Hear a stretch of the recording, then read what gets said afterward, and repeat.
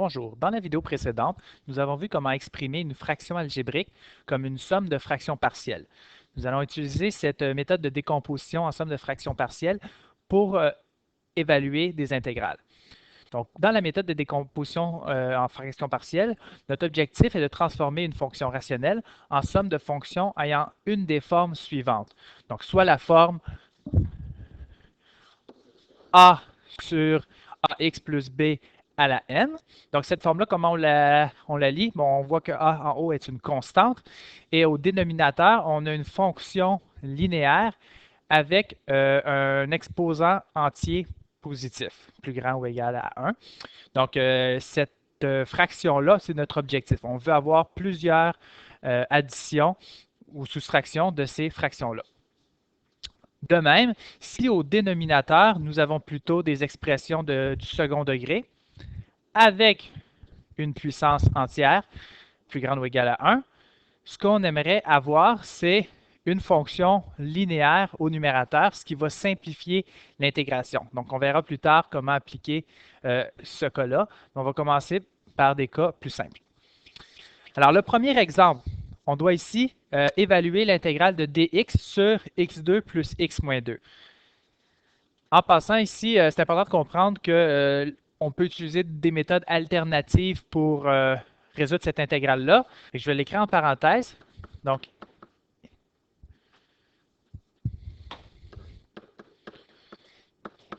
ici, la méthode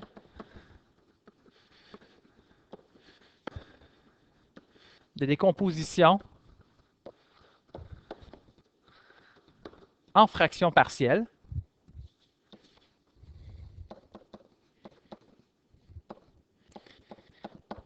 C'est une alternative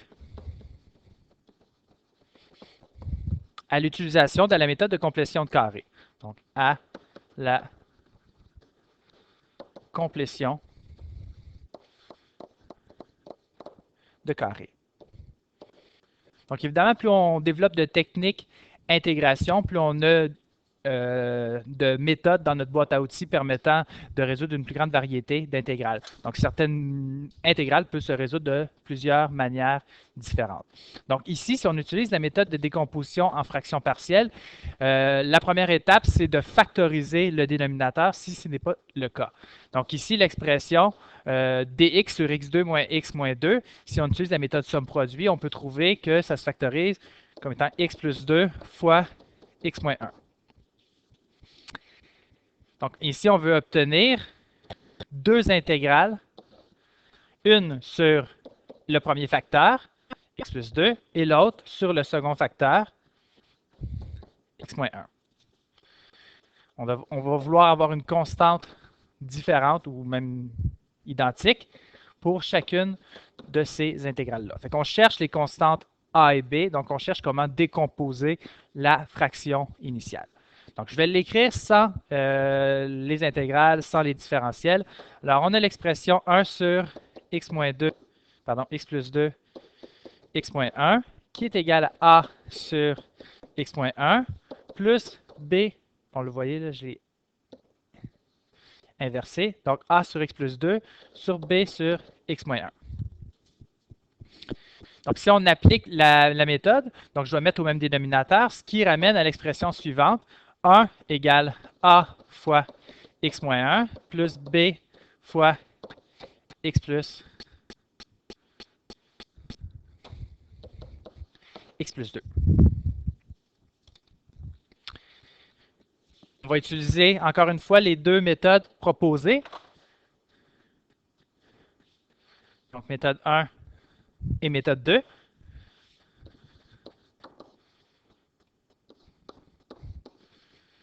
Donc, la méthode 1, c'est celle avec la résolution de système d'équations linéaires.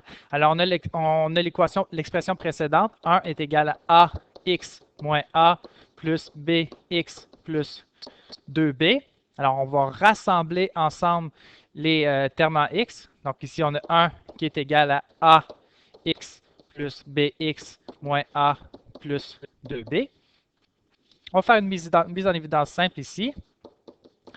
A plus bx moins a plus 2b. Remarquez qu'ici, dans le terme de gauche, il n'y a pas de terme en x. Pour bien le voir, je peux écrire qu'il y a 0x plus 1. De sorte que mes deux équations de mon système d'équations linéaires me permettant de trouver mes constantes A et B sont les coefficients devant les x. 0 est égal à A plus B. Et les constantes, 1 est égal à moins A plus 2B. On résout le système d'équations linéaires. On isole ici, par exemple, la constante A. A vaut donc moins B. On vient la substituer dans la seconde équation. 1 égale à moins A, donc moins B, plus 2B.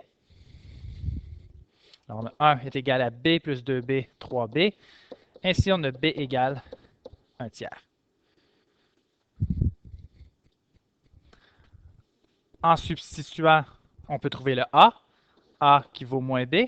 Alors, A vaut moins 1 tiers. Alors, B qui vaut 1 tiers. A qui vaut moins 1 tiers. Voyons voir si on obtient le même résultat avec l'autre méthode. Avec la méthode 2,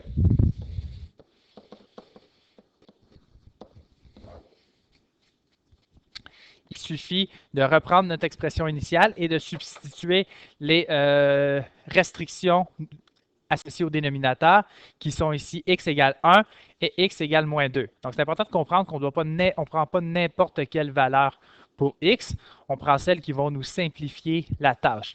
Ici, la valeur de x qu'on doit prendre, c'est pour commencer moins 1, 1, de sorte que l'expression devient 1 égale a fois 1 moins 1 plus b fois 1 plus 2. Ça nous laisse 1 égale 0 plus 3b. Alors, b est égal à 1 tiers. Si on le fait maintenant avec x égale à moins 2,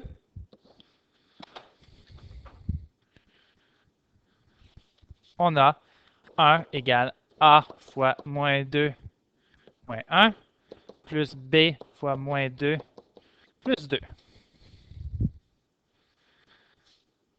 On obtient 1 égale moins 3a plus 0. Alors, a est égal à moins 1 tiers. Alors, on a nos deux mêmes valeurs pour les constantes.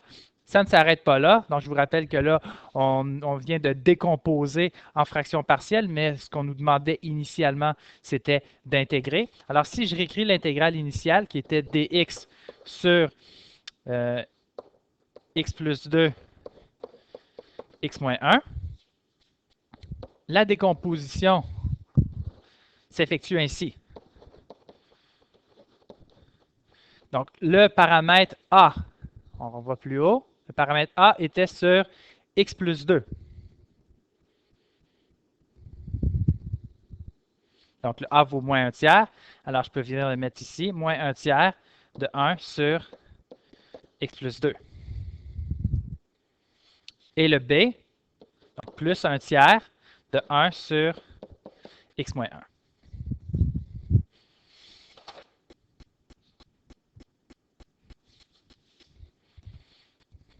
Il nous reste à intégrer ces deux expressions-là, ce qui se fait assez aisément étant donné qu'on peut appliquer le ln avec un petit changement de variable. Donc ici, j'obtiens moins 1 tiers de ln de x plus 2 plus 1 tiers de ln de x moins 1 plus c. Notez que cette expression-là, grâce aux propriétés des logarithmes, peut être réécrite 1 tiers, donc on peut mettre en évidence, de ln, de la soustraction des ln devient une division des arguments, donc de x moins 1 sur x plus 2. Alors, ça conclut le premier exemple.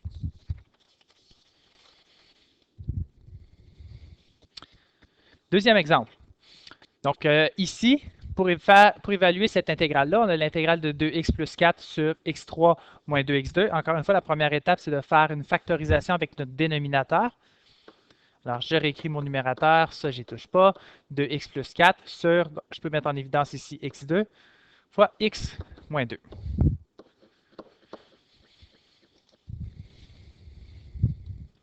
Alors, si je me concentre sur l'intégrante, donc 2x plus 4 sur x2, x moins 2, je vais maintenant la décomposer en somme de fractions partielles. Donc ici, on a deux facteurs. Sauf que on a un des deux facteurs dont l'exposant est 2. Donc c'est le facteur x, mais mis à la 2.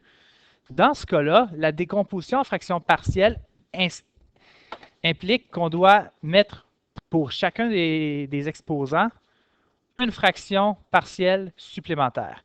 Ainsi, la décomposition va être composée de trois fractions ici. La première sur x, la seconde sur x à la 2 et la dernière sur x moins 2. Et on va avoir au numérateur, pour chacune de ces fractions-là, une constante. En mettant sur le même dénominateur, on obtient 2x plus 4 ici. Si on prend la peine de le faire vraiment en détail, okay, ici, qu'est-ce qui manque pour le mettre sur le même dénominateur? Donc, j'ai a sur x, ben, il me faut un x en haut et en bas. Donc, un x ici, un x là. Et il me faut le facteur x moins 2. Deuxième fraction, j'ai b sur x2. Il ne me manque que le facteur x moins 2 en bas et x moins 2 en haut. Troisième fraction, cette fois, le facteur manquant en haut et en bas est x2. Chacune de nos trois fractions sont sur le même dénominateur pour chacun de nos deux membres de l'équation. Ainsi, on a 2x plus 4 est égal à a x, x moins 2, plus b, x moins 2, plus c, x2.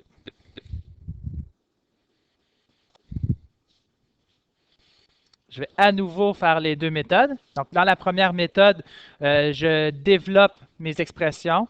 Donc, 2x plus 4 est égal à a x2 moins 2ax plus bx moins 2b plus cx2. Je rassemble mes termes semblables. Alors, j'ai 2x plus 4 de ce côté-là. Les termes en x2, j'ai ax2 plus cx2. Les termes en x, j'ai moins 2ax plus bx. Et les termes constants, donc ceux où il n'y a pas de x, j'ai moins 2b. Je fais des mises en évidence simples avec mes x2 et mes x. Ici, je vais avoir a plus c x2 plus moins 2a plus b x moins 2b. Donc, cette fois, on a trois équations, trois inconnus. La première équation, c'est celle avec le coefficient x2. Le coefficient x2, pardon, mais le terme en x2. Le terme en x2, d'un côté, on a 0, et de l'autre, on a a plus c comme coefficient. Pour le terme en x, d'un côté, on a 2, et de l'autre, on a moins 2a plus b.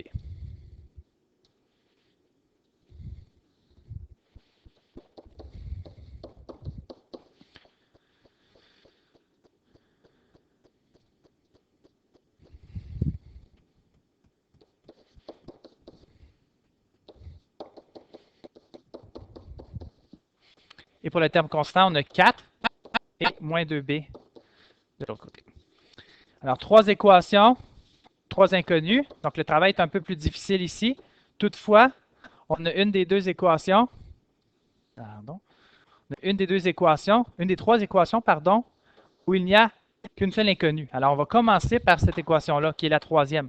Donc, la troisième équation, on peut isoler le b d'emblée et diviser par moins 2 des deux côtés. Alors, on retrouve b égale moins 2. Si on vient substituer le b égale moins 2 dans la seconde équation, on va avoir 2 égale moins 2a moins 2. Donc, 4 égale moins 2a. Divisé par moins 2, on trouve aussi a égale moins 2.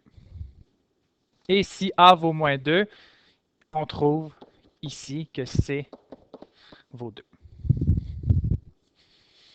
Alors, ce sont nos trois coefficients, nos trois constantes.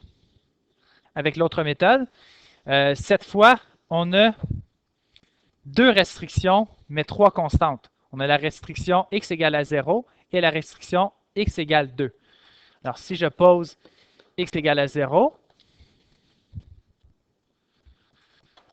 je vais avoir 2 fois 0 plus 4 égale a fois 0 fois 0 moins 2 plus b fois 0 moins 2 plus c fois 0 à la 2.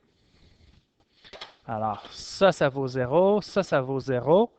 Ça nous laisse 4 égale moins 2b. Alors, b est égal à moins 2. Si j'utilise maintenant le facteur x égale 2, j'obtiens ceci.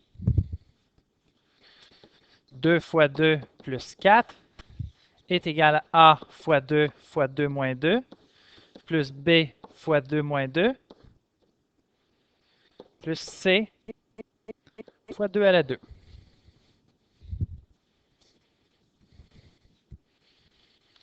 Ici, c'est ce terme-là et ce terme-ci qui disparaissent.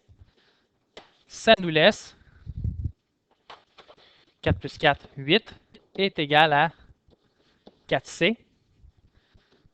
Alors, c est égal à 2. On a épuisé nos nombres de restrictions, nos restrictions sur le dénominateur qui étaient 0 et 2. Est-ce qu'on est bloqué? Non. Il suffit de prendre maintenant une valeur arbitraire. Alors, prenons une valeur simple à calculer, comme x égale 3, par exemple. Si je prends x égale 3, je vais avoir 2 fois 3 plus 4. Mais maintenant, c'est important d'aller substituer les valeurs trouvées précédemment, soit B et C. Donc, notre objectif, c'est de trouver la valeur manquante qui est A. Donc, A fois 3 moins 1, 3 moins 2, plus B, il faut moins 2, fois 3 moins 2, plus C, qui vaut 2, fois 3 à la 2.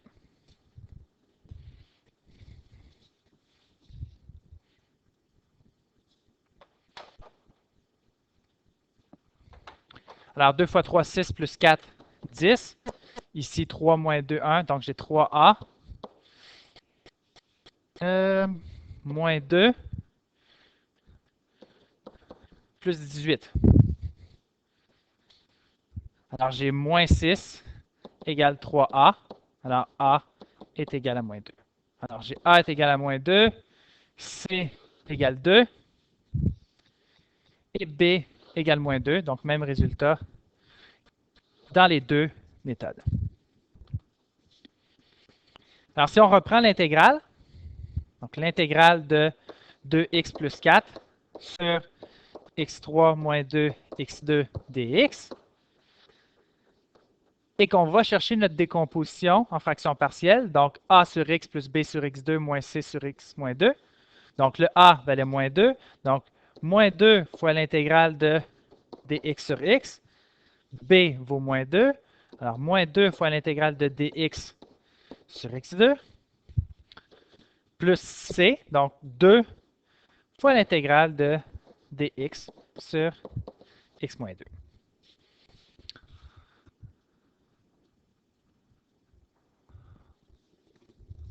On résout chacune de ces intégrales individuellement. Donc, moins 2 ln de valeur absolue de x, plus, donc ici, on utilise la règle de la puissance, dx sur x2, c'est x à la moins 2. Donc, l'intégrale de x à la moins 2 donne x à la moins 1 sur moins 1. Donc, ça vient changer le signe ici pour un plus. Donc, j'ai 2 fois x à la moins 1, donc 2 sur x. Plus ici 2 ln de x moins 2 plus c. Et c'est ma réponse.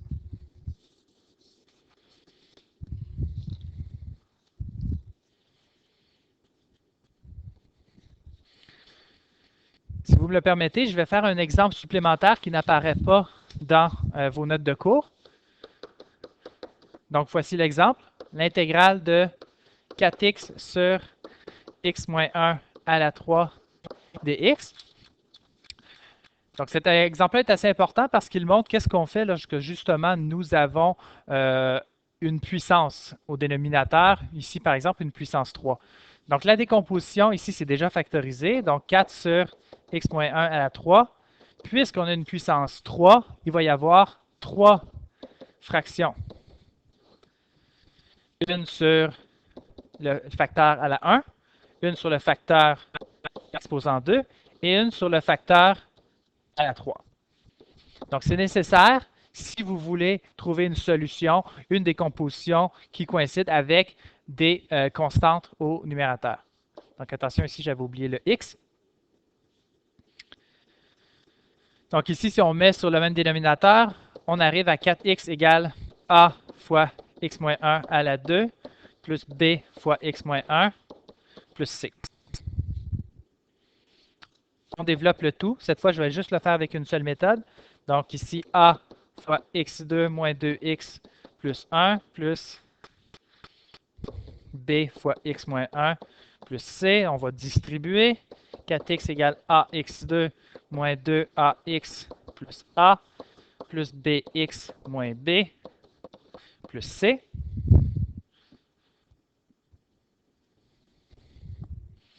On rassemble les termes en x2, les termes en x et les constantes. D'un côté, j'ai 4x. Ici, les termes en x2, il n'y a que a. Donc, ax2. Les termes en x, il y a moins 2a plus b. Et le terme constant, a moins b plus c. Puisqu'on a un x2, un x et une constante, on aura 3 équations. Alors, la première équation, c'est avec le terme en x2. Il n'y en a pas du côté gauche. Alors, on va voir que a vaut 0. Fait que d'emblée, on se débarrasse d'une constante. Deuxième équation, on a le coefficient devant le x qui est ici 4 et de l'autre côté qui est moins 2a plus b. Et en dernier lieu, on n'a pas de constante du côté gauche. Donc, 0 est égal à a moins b plus c. Donc, puisqu'on a a égale à 0, on peut trouver ici la valeur de b. Donc, si a vaut 0, b vaut 4. Donc, ici, on a a qui est égal à 0. On a b qui vaut 4. Et si on vient substituer a est égal à 0 et ici b égale 4, on obtient que c aussi vaut 4.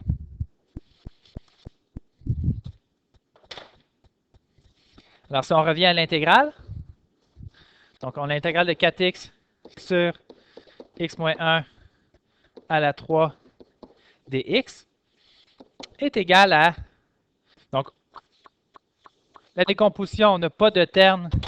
Ce terme-là, le a vaut 0, fait qu'il est inexistant. Mais on a les deux autres dans le numérateur vaut 4. Alors moi, je prends l'habitude de sortir, comme je l'ai fait dans l'exemple précédent, mes constantes de mon intégrale. Donc 4 fois dx sur x moins 1 à la 2 et dx sur x moins 1 à la 3. En posant le changement de variable u est égal à x moins 1, on peut appliquer la règle de la puissance et obtenir ici 4 fois x moins 1 à la moins 1 sur moins 1. Donc, on vient changer le signe ici. Donc, 4 sur x moins 1. Ici, c'est x à la moins 3 devient x à la moins 2 sur moins 2. Donc, 4 divisé par moins 2 donne moins 2 sur x moins 1 à la 2 plus c.